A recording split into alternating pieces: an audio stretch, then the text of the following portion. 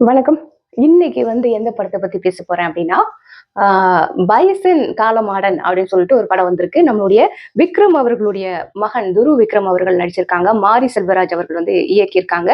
So அவங்களுடைய படமே எப்பவுமே ஒரு தரமான ஒரு படமா தான் இருக்கும்.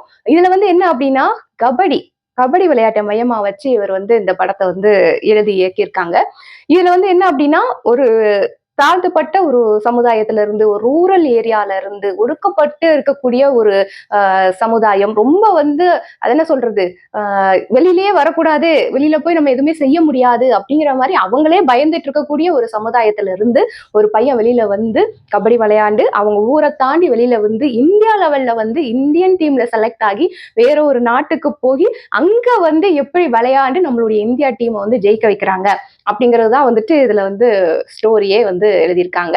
ரொம்ப அருமையா இருந்தது. நெறைய விஷயங்கள் என்னோட லைஃபோட இது ஒத்து போச்சு அப்படின்னு சொல்லலாம். ஏன்னா அது ஒரு ஒரு சீனும் பார்க்கும்போது ஏன்னா நான் ஸ்கூல்ல எல்லாம் கபடி பிளேயர் தான். ஸோ அதுக்கப்புறம் காலேஜ் லெவல்ல போகும்போது காலேஜ்ல கபடி டீம் இல்ல. எனக்கு கபடி அவ்ளோ பிடிக்கும். ஸோ எங்க வீட்லயும் விளையாட அலோவ் பண்ண மாட்டாங்க. பசங்களே அலோவ் பண்ண மாட்டாங்க. ஸோ பொண்ணுங்கள ஸ்போர்ட்ஸ்லாம் அவ்ளோ என்கரேஜ் பண்ண மாட்டாங்க.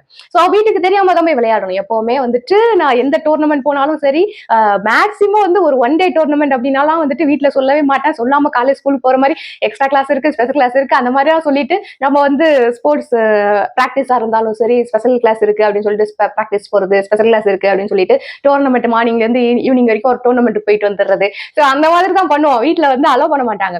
பட் நம்மளுக்கு அந்த ஒரு பேஷன் இருக்கும்ல, நம்ம இந்த விளையாட்டுல ஜெயிக்கணும் அப்படின்னு சொல்லிட்டு அந்த மாதிரி நான் 2 டீம்ல விளையாண்டுருக்கேன். கபடிலையும் விளையாண்டுருக்கேன், கொக்கோலையும் விளையாண்டுருக்கேன். எனக்கு கொக்கோவை விட கபடி தான் ரொம்ப பிடிக்கும். ஆனா அதுல விளையாண்டு வெளியில வர்றதுக்கு எனக்கு வாய்ப்புகள் கிடைக்கல. வர முடியல. ஏன்னா சின்ன சின்ன விஷயங்களே நம்ம வீட்ல என்கரேஜ் பண்ணல அப்படிங்கிறப்ப என்கரேஜ் பண்ணல அப்படிங்கிறத விட ஒரு பொண்ணு நீ கபடி விளையாட போனா கையை உடச்சிட்டு வந்துட்டேன், காலை உடச்சிட்டு வந்துட்டேன்னா நான் என்ன பண்றது அப்படிங்கிற மாதிரி பயம் அதிகம் இருந்துச்சு வீட்ல. சோ அந்த மாதிரி இருக்கும்போது நம்மளால வெளியில வர முடியாது இல்லையா? சோ அது மைண்ட்ல இருக்கு. அது ரொம்ப வருஷங்கள் ஆகி போச்சு. இருந்தா கூட இப்ப இந்த படத்த பார்க்கும்போது எனக்கு அப்படியே என்ன ஒரு மெயில் வெர்ஷனா பார்த்த மாரியே இருந்தது. ஒரு மெயில் வெர்ஷன் நம்ம ஒரு மெயிலா இருந்தா எப்படி இருந்திருப்போம்? நம்மளுடைய சிந்தனைகள் எப்படி இருந்தது? எப்படி நம்ம அந்த வெறியா இருந்தோம்? என்னெல்லாம் சாதிக்கணும்னு நெனைச்சோம்? என்ன கனவு கண்டோம்? அந்த கனவெல்லாம் நிறைவேறி இருந்தா எப்படி இருந்திருக்கும்? இந்த மாதிரி தான் இருந்திருக்கும். அப்படிங்கிற மாரி என்னோட பர்சனல் லைஃபோட இந்த படம் அப்படி ரொம்ப கனெக்ட் ஆகி இருந்துச்சு. சோ நம்ம லைஃப்ல எதுவுமே நடக்கல. சோ நம்ம ஸ்கூல் லெவல்ல விளையாண்டதோட அப்படியே அதுவே பெரிய விஷயமா இருந்தது நம்மளுக்கு. சோ அதுக்கப்புறம் நம்மளால கன்டினியூ பண்ண முடியல. இந்த படத்த பொறுத்தவரைக்கும் என்ன அப்படின்னா, அவங்க கபடி விளையாடுறாங்க. ரொம்ப ரொம்ப பணக்கார குடும்பம் அப்படி இப்படிலாம் சொல்ல முடியாது. ஓரளவுக்கு நார்மலா இருக்கக்கூடிய ஒரு குடும்பம். இருந்தா கூட ரொம்ப காலத்துக்கு முன்னாடி 1990கள்ல நடக்கக்கூடிய கதையா இத எடுத்திருந்தாங்க. சோ அப்போ இந்த அளவுக்கு கான்டாக்ட்ஸ் கிடையாது. இந்த அளவுக்கு இன்டர்நெட் எல்லாம் கிடையாது. சோ எதுவுமே இல்லாம ஒரு கிராமத்துல இருந்து கபடிய தெரிஞ்சுக்கிட்டு, அத புரிஞ்சுக்கிட்டு, அத முறையா பிராக்டிஸ் பண்ணி, அதுக்கேத்த மாரி தன்ன தயார்படுத்திக்கிட்டு, அந்த லெவல்ல இருந்து எங்க போகணும், எப்படி இருக்கணும், எத்தன அவமானம் வந்தாலும் அத சகிச்சுக்கிட்டு போகணும். எங்கேயும் கோவப்பட்டு வெளியில வந்துரக்கூடாது. அப்படியே கோவப்பட்டு வெளியில வர இடங்கள்ல கூட அவங்களுடைய அப்பா கூட இருந்து, "நீ கோவப்படக்கூடாது. இந்த மாரி கோவப்பட்டேன்னா உன்னைய ஒண்ணுமே இல்லாம ஆக்கிருவாங்க." எத்தனையோ தடைகள் இருக்கும். அவன் அந்த ஊர விட்டு வெளியில வர்றதுக்கே அவனுக்கு அவ்ளோ தடைகள் இருக்கும் பொழுது, அந்த ஊர விட்டு வெளியில நாட்ட விட்டு வெளியில போய் வேற ஒரு நாட்டுக்கு போய் சாதிச்சுட்டு வரான் அப்படின்னு சொன்னா இது தாயா சாதனை அப்படிங்கிற மாதிரி அந்த படத்துல காமிச்சிருந்தாங்க. ரொம்ப நல்லாவே இருந்தது பாக்குறதுக்கு. ஆனா நிறைய வயலன்ஸ் அதிகமாக இருந்தது இந்த படத்துல. பரவாயில்ல, இப்ப வர படங்கள்லாம் நிறைய வயலன்ஸ் இல்லாத படங்களே ரொம்ப ரேரா தான் வருது. வயலன்ஸ் இல்லாம படங்கள் இல்லவே இல்லை அப்படிங்கிற மாதிரி அந்த அளவுக்கு நிறைய ரத்தமும் சதையும் தெறிக்க தெறிக்க தான் நிறைய படங்கள் வருது. இந்த படத்தை பொறுத்த அளவுல ஓரளவுக்கு பரவாயில்லன்னு தான் சொல்லணும். அந்த அளவுல காமிச்சிருக்காங்க. இருந்தா கூட இந்த கிராமங்கள்ல நடக்கிற மாதிரி அந்த காலத்துல நடக்கிற மாதிரி அருவாள் வெட்டெல்லாம் காமிச்சாங்க. அதெல்லாம் அந்த சீன்லாம் கொஞ்சம் என்ன சொல்றது, தவிர்த்திருக்கலாமோ அப்படின்னு தோணுச்சு. இருந்தாலும் பரவாயில்ல, அந்த சீன் தேவைப்பட்டதுனால வச்சிருந்திருப்பாங்க.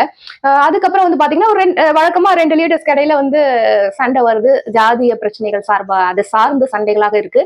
சோ அப்படி இருக்கும்போது 2 பேரும் ஒருத்தர் மாத்தி மாத்தி அடிச்சுக்கிறாங்க. சோ அந்த மாதிரி இருக்கக்கூடிய ஒரு இடத்துல இருந்து இந்த பையன் அவனுடைய கனவுகளை சுமந்துக்கிட்டு வெளியில சாதிக்கிறான். அதுக்கு அவங்க அப்பாவே ஃபர்ஸ்ட் சப்போர்ட் பண்ணல. அதுக்கப்புறமா அவங்க அப்பா புரிஞ்சுக்கிட்டு ஒரு சப்போர்ட் பண்ணி அதுலயும் நிறைய தடங்கள்ல தாண்டி தாண்டி கடைசி வரைக்கும் அங்கேயும் செலக்ஷன் ஆகுமா ஆக மாட்டோமா அப்படின்னு யோசிச்சு அங்க கடைசி லிஸ்ட்ல அவனோட பேரை ஆட் பண்ண வைக்கிறதுக்கு ஒருத்தர் போராடி ஆட் பண்ண வச்சு அதுக்கப்புறமா இவனை வெளிநாட்டுக்கு அனுப்பி வெளிநாட்டுக்கு போற இடத்துல அங்க கோச் என்ன பண்றா, இவரை மதிக்காம நீ விளையாடவே வேணாம், சப்ஸ்டிடியூட் ப்ராஸ்டிடியூட் மாதிரி உட்கார்ந்து பேசாம அப்படின்னு சொல்லிட்டு அவர் விளையாட விடாமலே வச்சிருந்து கடைசி மேட்ச்ல அவர் வந்து விளையாடுறதுக்கு இறங்கி அதுலயும் கடைசி விக்கெட்டா இவர் வந்து போய் உள்ள ஆடி ஜெயிச்சுட்டு வர்ற மாதிரி ஒரு சீன் வச்சிருந்தாங்க. நல்லா இருந்தது. சினிமாக்கு இந்த மாதிரி சீன் வச்சாதான் வந்து செட் ஆகும். நிஜ வாழ்க்கையில இந்த மாதிரி நடக்குமா அப்படின்னு கேட்டா ரொம்ப கேள்விக்குறிதான். வந்து நிறைய பேர் ஜெயிக்கிறவங்க இருக்காங்க, ஜெயிப்பாங்க. இப்ப கூட கபடியில வந்து ஆண்கள் மட்டும் இல்ல, பெண்களுமே வந்து நிறைய ஜெயிச்சிருக்காங்க. சமீபத்துல இந்தியா வந்து கபடியில வேர்ல்டு கப் விமென்ஸ் வந்து அடிச்சுட்டு வந்திருக்காங்க. அதெல்லாம் வந்து பயங்கரமான ஒரு விஷயம் தான். மேட்ச் எல்லாம் பார்த்தா அவ்வளவு சூப்பரா இருக்கும். இங்க நடக்கிற மேட்சே வந்துட்டு சென்னையில நடக்கிற மேட்சஸே வந்து பார்த்தோம் சொன்னோம்னா ரொம்ப அழகா இருக்கும். பசங்க மட்டும் இல்ல, பொண்ணுங்களுமே அவ்வளவு அழகா கபடி விளையாடுறாங்க. எனக்கு வந்து பார்க்க ஆசையா இருந்தது. அடாடா, இந்த ஜெனரேஷன்ல இந்த இயர்ல நம்ம பிறந்திருந்தா நம்மளும் கபடி விளையாண்டுருக்கலாமே, நம்மளும் இந்த மாதிரி வந்து ஏதாவது செஞ்சிருக்கலாமே அப்படின்னு எல்லாம் தோணும். சரி, ஓகே, நம்மளுடைய காலம் அப்படிங்கிறது கடந்துருச்சு. இருந்தாலும் நான் வந்து என்னெல்லாம் சாதிக்கணும்னு நினைச்சனோ அதெல்லாம் இதுல வந்துட்டு இந்த துரு அவர்கள் நடிச்சிருக்கக்கூடிய அந்த கிட்டான் கேரக்டர், அந்த கேரக்டர் வந்து அழகா சாதிச்சது. நான் எந்திரிச்சு எங்கேயுமே போல இந்த படம் பார்க்கும்போது அப்படியே உட்காந்து கடைசி சீன் வரைக்கும் உட்காந்து அழகா பார்த்துட்டு எனக்கு வந்து அங்கங்க வந்து கண்ணீர் வந்துட்டே இருந்தது. நம்ம வந்து இப்படி இருந்திருக்கலாமே ரொம்ப கனெக்ட் ஆச்சு. எனக்கு வந்து பர்சனலா இந்த படம் வந்து ரொம்ப கனெக்ட் ஆச்சு. பாத்தீங்கன்னா உங்களுக்கும் வந்து ரொம்ப பிடிக்கும். ரொம்ப நல்ல ஒரு படம். நிறைய பார்க்க வேண்டிய படம். ஒரு முறையாவது இந்த படத்தை வந்து எல்லாருமே பார்க்கணும். அந்த ஜாதிய சண்டைகள் அதெல்லாம் கொஞ்சம் ஓரம் வச்சுட்டு பார்த்தோம் அப்படின்னு சொன்னா இது நல்ல ஒரு சாதிக்கக்கூடிய ஒரு கதையா தான் வந்துட்டு இந்த படம் இருக்கு. சோ எனக்கு திருப்தியா இருந்தது. நல்ல படம் பார்த்தோம் அப்படின்னு சொல்லி ஒரு திருப்தியா இருந்துச்சு. சோ இந்த படம் நீங்க பாத்துட்டீங்க அப்படின்னா உங்களுக்கு என்ன தோணுது அப்படிங்கிறது மறக்காம கமெண்ட் செக்ஷன்ல சொல்லிட்டு போங்க. இன்னும் பார்க்கலைன்னா கண்டிப்பா போய் பாருங்க. ஓகேவா? அடுத்த வீடியோல சந்திக்கிறேன். அதுவரை பாய்.